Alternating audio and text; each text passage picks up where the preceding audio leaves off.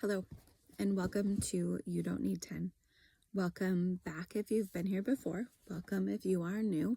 If you are new, maybe at some point you get an opportunity to go to youdon'tneed10.com and learn a little bit more about us.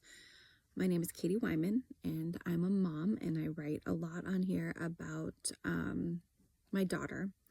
I have a blog post that is published every Tuesday on youdon'tneed10.com. And these are the audio recordings. So a couple years ago, I started a blog, and a couple months ago, I decided to do the audio recordings. So now I'm going back in time. So like today, I'm going to record February 8th of 2022. So about 2.5 years ago, I'm going to do the audio recording for what was originally that blog post. And then, I'm still doing a new blog post every week and trying to do those recordings as well. But today is one of the older ones. So this one's called Tumbling, and it's from February 8th of 2022. Tumbling has been a point of contention for a long time. She doesn't love it, makes her feel insecure and embarrassed, and she fights to go. However, when she tried out for a dance team last June and made the pre-comp team, tumbling class is one of the requirements. The tumbling class started October 2nd, and I was out of town that weekend, so my mom was on the case. We didn't tell her where she was going, other than a new dance requirement had been added for her team every other Saturday. She went and was not pleased. However, this is part of being on that team, and she understands that. She's gone every time fairly willingly, but has come home more than once a mess. When she was real little, like maybe 3-ish, I signed her up for a gymnastics class. It was about all that was available for that age in our town at that time, and she needed an activity, an outlet for energy. She seemed to enjoy it and enjoyed going each week. She liked the jumping skills on the trampoline and walking the balance beam and getting the attention of the girls teaching the class. She could do a somersault and didn't seem to struggle with anything. She went one fall, and then January came, and the 5:30 p.m. Wednesday class was canceled or moved to Saturdays or something like that, and it didn't work in our schedule anymore. A few years ago, I signed her up for the tumbling class at the dance studio, the same studio she's always been at for dance. It's changed ownership since the very beginning, but the last several, maybe 5 years, has been owned and ran by the same family, an amazing mother and her daughters. Paisley started in the fall, and her cousin was in the class as well, which she enjoyed. She was older now, and the tumbling wasn't as easy as it had been, and the gap in her ability had lengthened. I went to pick her up one day, January 22nd, 2019 to be exact. I was also bringing my niece home that day. I walked in the studio and saw my niece, but not Paisley. Eventually, Paisley and her teacher approached.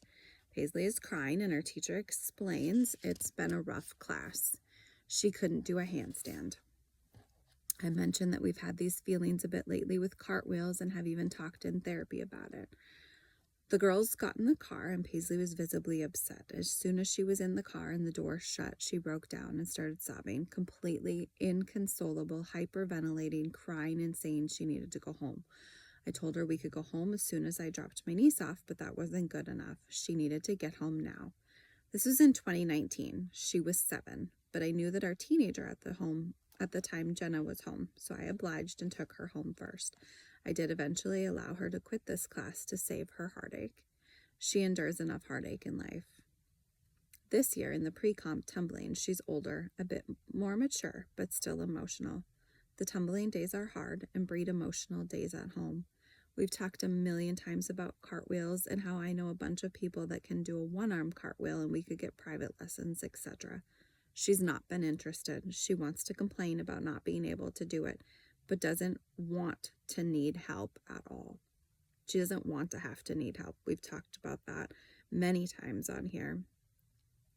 And her and I have talked about how some kids can't do a lot of the things she can do in life and how everyone has different strengths and weaknesses. And she doesn't want to hear it. We've talked in therapy. We've talked at home. We've talked until we're done talking about it.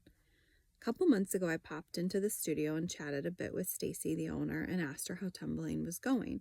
She thought it was going great, had no idea how Paisley was feeling. She said she'd visit with the teacher about it and let me know if there was anything I needed to know. We also talked about how the ultimate goal is an aerial, a no-arm cartwheel. First step is regular, second step is one arm, and eventually they want an aerial. So essentially, she's got a leg up if she masters a one-arm cartwheel. In one of the meetings with Will at Unlimited Tomorrow, before the sockets were picked out and the arm was in creation, she asked him about doing a cartwheel, and he said, "No, I'm sorry. Unfortunately, the wrist on the new arm will not allow for that maneuver." That was the very first and maybe only time she seemed disappointed about the new arm, and the first time it was apparent to me how much stock she was putting into her future true limb. Thankfully, we had a therapy appointment that same day and could talk it out. Last Monday, I was on my way out of the therapy office and popped in to talk to the tumbling coach.